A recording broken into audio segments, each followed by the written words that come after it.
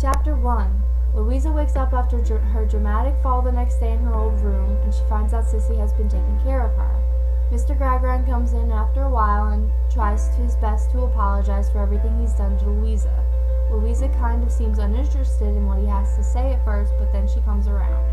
Mr. Gradgrind's eyes are finally opening to what he has done, and he's taking responsibility for it.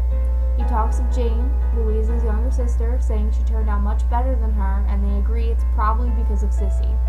Sissy comes in a little while later after Gradgrind leaves and tells her she's always loved her, and they agree to be friends. Louisa realizes that just like Sissy needed her when they were younger, she needs her now, and they hug.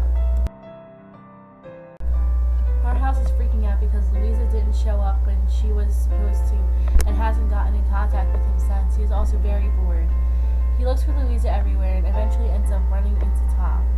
Tom is also annoyed because he was supposed to meet him at the train station and didn't. Harhouse really doesn't care. He's just pretty much ignoring him. Harhouse goes back to his hotel, all impatient and bored. All of a sudden, Sissy shows up and explains how Louisa will never see him again and that he would just leave. Should just leave. He actually agrees with Sissy in telling her that she's pretty persuasive and then asks for her name. Chapter 3. Mrs. Sparsit went straight to London to tattle on Louisa to Bounderby about Harhouse and her. Mr. Bounderby and Mrs. Sparsit hurry back to Coketown. Mr. Bounderby gets all types of mad and starts to yell at Mr. Gradgrind about his daughter just to find out Louisa wasn't with Harhouse, but in her bed at Mr. Gradgrind's home. Gradgrind, having a change of heart, suggests it would be better for Louisa to stay and work out her mental problems for a few days at home. And of course, Bounderby doesn't like that. He states that Louisa doesn't appreciate him enough, and really, what is there to appreciate?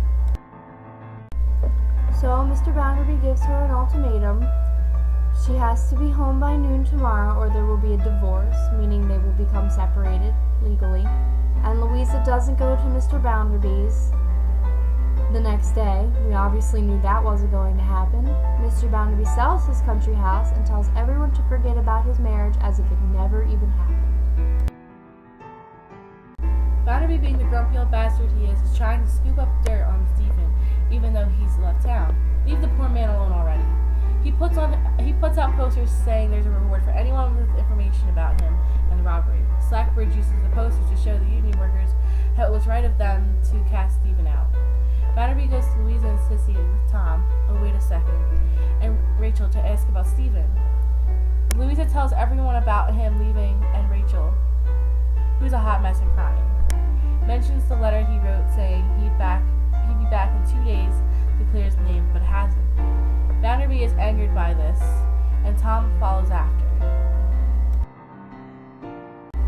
Gradgrind is upset that an honest man is being accused.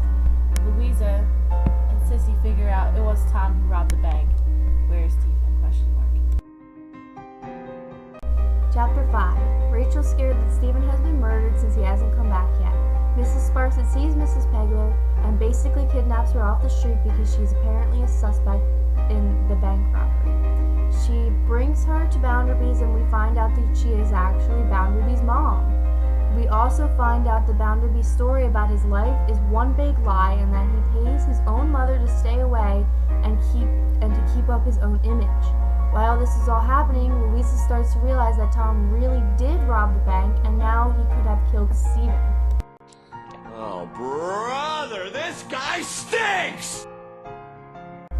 Sissy and Rachel go for a long walk and end up finding Stephen's hat. Right near it was a big hole called Old Hell Shaft. That Sissy almost falls into. They look into the hole and realize Stephen's down in it. Rachel and Sissy run for help and also get a doctor. Hours later, the workers who came to get Stephen out of the hole barely alive. Louisa, Gradgrind, Tom, and Bounderby come and watch from the sidelines. He told them he hurried as soon as he could, but when he found out about the robbery, to get back into town. The doctor says that he really can't do anything for him. Stephen told Rachel that the whole time he's been down there, he prayed to a star And he also tells Gregor to ask Tom about what really happened at the bank robbery. Stephen passes away. Chapter 7. As Stephen is dying, Sissy walks over to Tom and probably tells him to get out of town. We don't know, it's really just a guess. When everyone goes home, Gradgrind locks himself in his room to think. When he comes out, he says that he's realized Tom was the one who robbed the bank.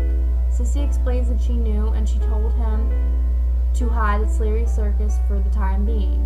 When they all get there, Sleary talks to Sissy for a while about the people of her past. Gradgrind writes a letter so Tom can escape the country, and Tom confesses to the whole thing. But he didn't learn anything and basically blames everyone else for his troubles and what he did. When Tom's about to leave, Bitzer shows up and grabs him and tells him he's not going to get away. Gradgrind tries really hard to make Bitzer let go of Tom, but he won't. Not for even money. He refuses, saying that he'll get more out of things if he turns Tom in, because that means he'll probably get his job. Mr. Sleary puts up an act saying that Bitzer's totally right and that he will take him to Coketown himself. Sleary doesn't take Tom to Bitzer, but instead helps him get a boat so he can flee, which is what he tells Gradgrind later on afterwards. Gradgrind feels that he owes Sleary, but he says no, that's okay, but all he wants is Gradgrind not to be so against the circus. He also talks about how Sissy's father's dog came back recently, and as soon as he died. This also symbolizes that Sissy's father has died. Chapter 9. Bounderby is still pissed off by Mrs. Sparsit since she brought his mom into the mix and now everyone knows the truth about him, so he fires her. They have some choice words and he tells her to get out and go live with Lady Scadgers, her family in general really, and she tells him she's been cursing at his portrait behind his back all along. We then find out what happens to all the other characters. Mrs. Sparsit stays with her relatives and will probably annoy them as much as they annoy her. Bounderby will give Bitzer Tom's job and then die a few years later. Gradgrind dies of old age, but he quits his Parliament job and turns into a happy old man.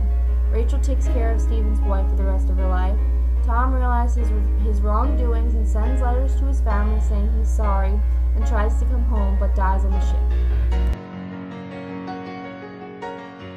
Louisa doesn't marry again. Sissy eventually has kids who grow up to be great people like herself. Gradgrind learned that how he taught his children and other children was wrong and turned his life around. Bounderby and Miss Barson both became worse people. Stephen dies and Rachel is now sadder than ever without him. Tom learns of his wrongdoings and then dies. Sissy and Louisa both become great friends, and Louisa has a much better relationship with her father, living out the life her mother most likely really wanted for her. Moral flaws. Mr. Gradgrind's relationship with Louisa. He allows her and wants her to marry his BFF who is way older than her. Bounderby's relationship with Louisa. He is again way too old for her. He is completely in love with her also. Bounderby's relationship with Mrs. Sparsit. She's his housekeeper even after he gets married to Louisa, but instead of being an actual housekeeper, she is a bank housekeeper, basically meaning he wanted to keep her in his life to look good, but couldn't keep her in his house because it's immoral, which is very ironic because he already has 2 counts of being immoral. Mrs. Gradgrind with her children. The kids have to govern themselves because she completely ignores them. She is always complaining about being ill because she doesn't want to deal with or be a part of what's happening around her. Mrs. Sparsit in general. She wanted to marry Bounderby just because he has money. She's also so up on her high horse she can't even see. Stephen and Rachel. Stephen can't leave his wife because of money, laws, etc. If Stephen moves in with Rachel, it is also immoral. Being with her in that way is immoral in general. Tom's relationship with Louisa. It's actually pretty abusive. Not physically, but mentally. She genuinely loves him, and he uses her because he knows that and shows no actual love in return. He gets her to do whatever he wants. He got her to marry Bounderby just because he said she should since it would help him get a job. The whole Harthouse and Louisa thing, as much as we wanted it to happen, it really shouldn't have. Harthouse trying to steal Louisa because he was bored. Maybe he should have taken up a new hobby, like knitting. Tom, setting Stephen up for the blame for the money that was stolen from his safe, which he actually stole himself. Bounderby firing Stephen for not telling him about the union or for basically just talking too much. Thieves. The turning of people into machines. The book is set in a time of the Industrial Revolution which started turning people into machines, taking away their imaginations. Facts versus imagination. Gregory versus Sissy. Bounderby versus his workers. The workers themselves do not have much of imaginations, but both Bounderby and the workers have different opinions in which they both saw are facts. Bounderby says the workers are lazy, while the workers say that they are overworked and mistreated. The role of women. Rachel is seen as an angel. The Gradgrinds have a horrible marriage because this has zero importance. When Sissy is introduced into the Gradgrind household, she helps Louisa and Gradgrind himself even become more compassionate human beings. Dickens is showing that women are needed. Symbols. The fire. The fire can be represented as Louisa's heart or inner self. She may be seen as a completely emotional person, but she isn't. The fire is her inner imagination. It's what she looks like to think of what she truly desires. Miss Bart's staircase. Miss Bart basically imagines Louisa falling to the bottom of it into a dark pit. Sin. This is because of the almost affair Louisa and Harhouse are having. Motifs. Marrying the wrong people. Stephen and his wife should be Stephen and Rachel. Bounderby and Louisa should be Sparta and Bounderby, and Louisa and someone way younger and possibly Harhouse. Miss and Mr. Gradgrind. Who knows who they really should be married, but honestly, they weren't ever in love or happy.